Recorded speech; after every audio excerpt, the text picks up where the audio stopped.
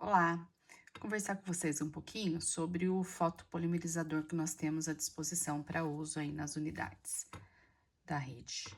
Ele é um foto muito interessante no que diz respeito a essa ponta, porque ela é estreita, né? A ergonomia dela é de fácil acesso, mesmo aos dentes posteriores. Então, a gente consegue colocar ela nos dentes do fundo com uma facilidade e uma tranquilidade muito maior do que alguns outros aparelhos. Alguns cuidados a gente ainda vai precisar tomar. Por exemplo, né? Todo o cuidado que a gente sempre precisa tomar. Eu sempre preciso posicionar a extremidade da saída de luz mais próximo possível ao dente que eu estou restaurando e à restauração, né? O incremento que eu acabei de colocar mesmo a camada de adesivo, tá? Então, esse cuidado a gente precisa tomar e sempre tentar trabalhar dessa forma sempre que possível, no caso dos posteriores, por exemplo. Anteriores é mais tranquilo. Então, sempre o mais próximo possível.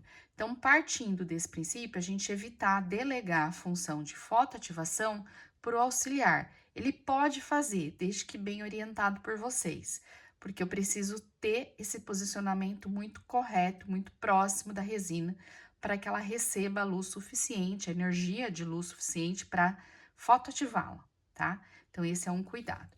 Outro cuidado que a gente vai tomar, e eu vou aproximar um pouquinho aqui o zoom para mostrar para vocês, é que a gente às vezes pode se distrair com relação ao diâmetro externo da ponteira de luz.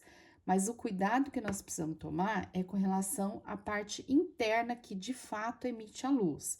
Então, vou só dar, por exemplo, aqui.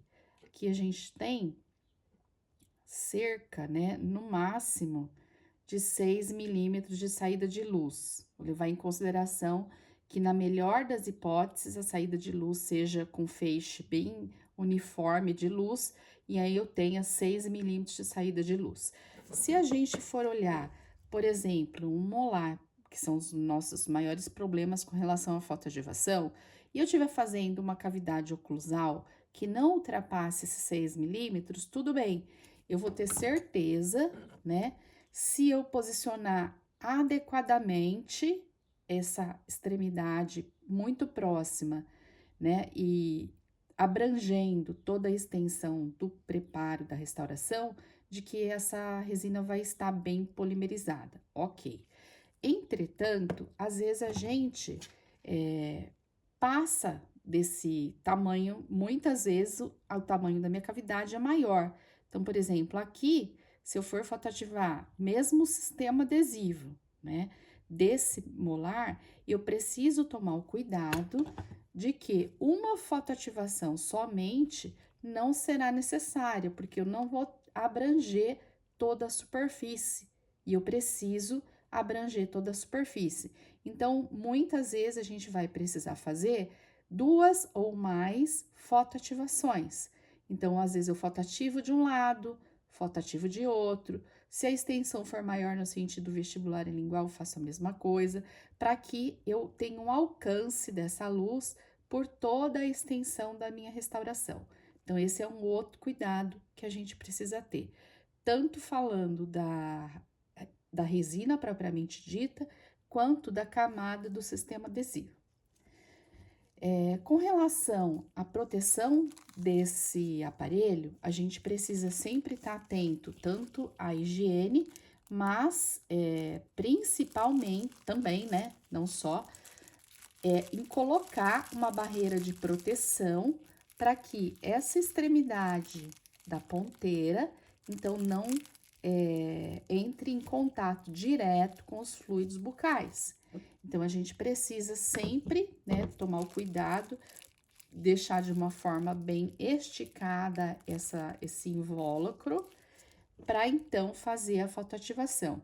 E não, ele não vai interferir, desde que eu não deixe ele embolado na saída de luz. Então, por exemplo, na hora que acabarem esses invólucros que vêm no aparelho, a gente pode usar um plástico filme, mas eu não posso deixar ele embolado aqui na saída de luz.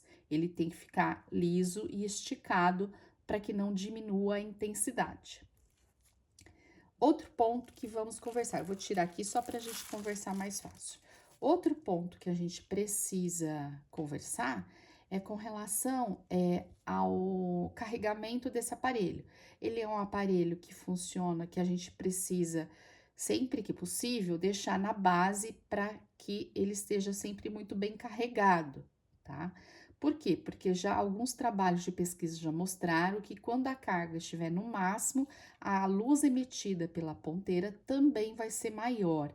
Então, a gente sempre evita trabalhar ele com a carga mínima. Então, eu utilizei, vou colocar de volta na base para ficar carregando, tá ok? E aí, um outro detalhe desse aparelho, acho que todo mundo já se atentou, né? Mas é com relação à facilidade que eu posso girar essa ponta, né? Então, dependendo, ele é um pouquinho dura, não, eu vou evitar ficar girando todos os momentos, mas, por exemplo, eu posso deixar ela aqui ou fazer o contrário. Eu, pessoalmente, eu prefiro assim. Na hora que eu encosto, por exemplo, no dente, eu tenho aqui mais fácil acesso à questão de ativar a luz, tá? Então, a gente pode girar nesse sentido. E aí, por fim, para mostrar para vocês alguns modos que ele apresenta, né? Que às vezes a gente, na correria do dia a dia, a gente passa também desapercebido. Vou ligar ele aqui.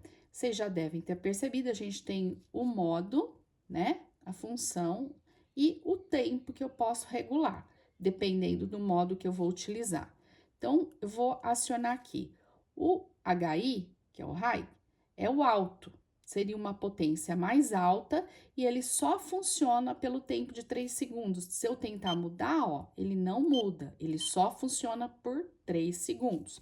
Para vocês terem uma ideia, esse meu aparelho eu acabei de carregar, então ele tá com a carga máxima.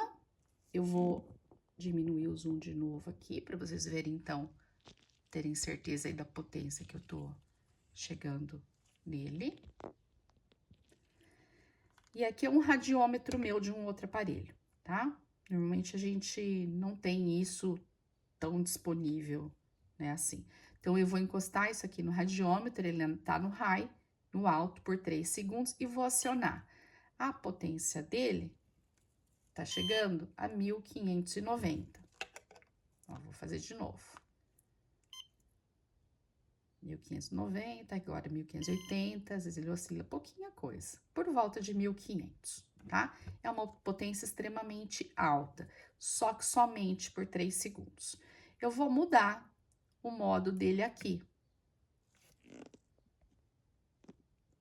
Deixa eu... Vou mudar. Tava high. Vou passar para de ortodontia, tá? Ele também funciona só pelo tempo de 3 segundos, não consigo mudar. E vou acionar. Potência dele em torno de 1490, pouquinha diferença. E por fim, o que normalmente a gente utiliza é a faixa de luz CO, que é o contínuo.